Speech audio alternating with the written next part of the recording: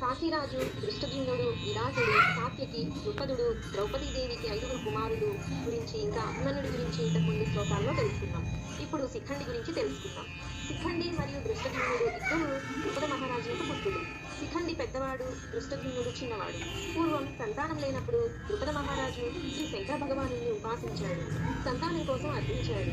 అప్పుడు శివుడు నీకు ఒక కుమార్తె కలుగుతుంది అని వరం ఇచ్చాడు.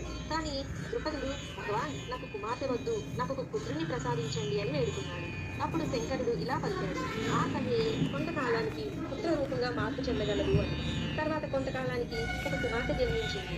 కానీ శివుని మాటలపై విశ్వాసం ఉంచిన ద్రుపదుడు జన్మించింది కుమారుడని అందరికీ తెలియపరిచాడు. వాస్తవ విషయం మాత్రం ఎవరికీ తెలియనివ్వలేదు. ఆ కుమార్తెను మగవారిలాగా శిఖండి అని పేరు పెట్టాడు. ఆ కుమార్తె పెరిగే కొద్దీ రాజకుమారులకు తగిన దుస్తులని ధరింపజేసి యథావిధిగా విద్యాభ్యాసం చేయించాడు. యుక్త వయసు రాగానే దశార్ణ దేశ రాజైన హిరణ్యవర్త కుమార్తెతో అతనికి వివాహం కూడా జరిపించాడు. అత్తగారింటికి వెళ్ళాక శిఖండి పురుషుడు కాదు స్త్రీయేనని తెలుసుకొని అత్తవారింటి వారు చాలా బాధపడ్డారు.